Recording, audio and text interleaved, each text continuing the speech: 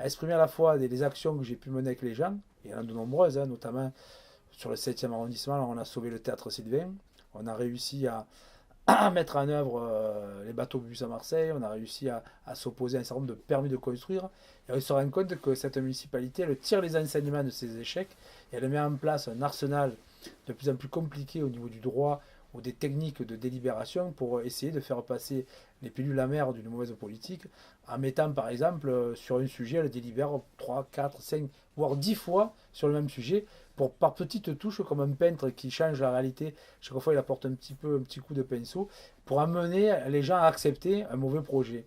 Et donc, j'ai essayé de démontrer qu'on pouvait faire autrement sur cette ville, qu'il y avait un gisement de richesse. Alors, il y en a plusieurs. Il y a par exemple le personnel municipal qui est décrié, mais à l'intérieur, il y a à la fois les cadres, les techniciens et les salariés de cette ville qui ont des capacités à faire et à qui on confisque tous les jours leur savoir-faire, en sous-traitant beaucoup de leur savoir-faire à du privé, donc en payant des prestations, alors qu'ils sont déjà payés eux-mêmes et qui pourraient le faire. Il y a un deuxième enrichissement de richesse qui est la récupérer en régie publique toute une série de choses qui ont été déléguées au privé.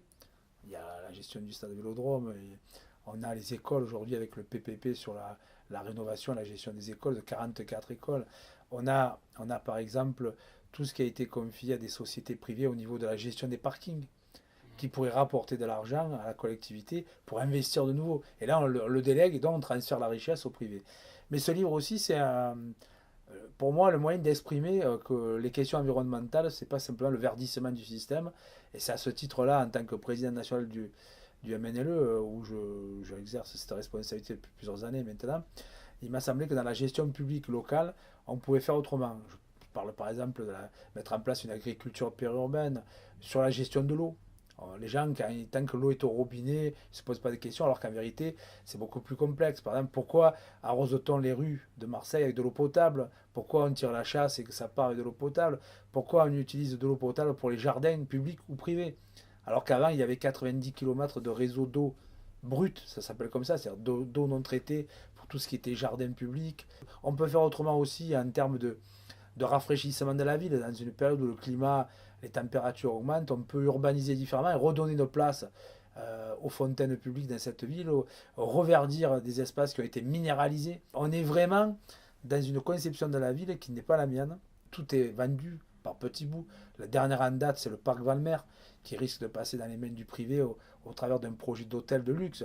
On a besoin d'un coup de gueule, et donc ce livre exprime à la fois des alternatives qui pourraient être mises en œuvre, mais aussi qui dénoncent ce qui est fait au quotidien.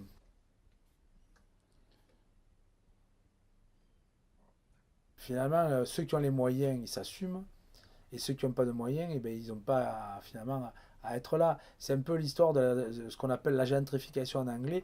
On chasse les gens par le prix, ça ne fait pas de vague.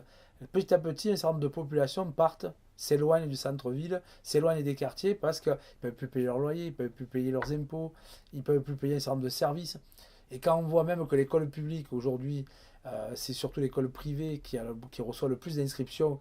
Pourquoi? Parce que financièrement, c'est pas parce qu'elle est payante, au contraire, c'est parce qu'il y a plus de services qui sont rendus aux parents et aux enfants que dans les écoles publiques de la ville de Marseille, qui est la compétence majeure qui reste à la municipalité, puisqu'avec la métropole aujourd'hui, les grandes fonctions comme les transports, le nettoyage, l'économie, la planification, tout est parti à la métropole. Mais c'est le même. Et il met en œuvre au niveau métropolitain la même politique, mais en amplifiant. Et c'est pour ça qu'avec le livre, je fais la proposition de. Je mets un débat. Alors, ce n'est pas un programme électoral, on est loin des échéances, mais au moins trois questions. Sur la question de l'eau, je propose la mise en place d'un parlement de l'eau pour remettre la démocratie dans la gestion publique, pour que les citoyens, entre autres, puissent participer au choix. Je propose que dans chaque arrondissement, on ait un lieu culturel, une médiathèque par arrondissement, et la mairie a le patrimoine pour le faire. Et je propose également qu'on ait la création d'un musée de la mer, mais multipolaire, de l'Estac à la Pointe-Rouge, en utilisant des choses qui existent. On a un retard considérable. On a besoin de développer des nouvelles lignes de transport public, notamment les métros. On a besoin d'un axe nord-sud de transport rapide.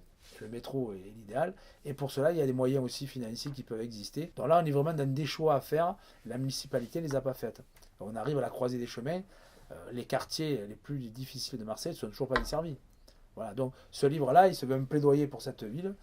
Et je termine par le fait il faut changer de municipalité, mais ça fera un son temps. Je rappelle que les élections sont en 2020, que d'ici là, il faut construire l'alternative à cette politique-là.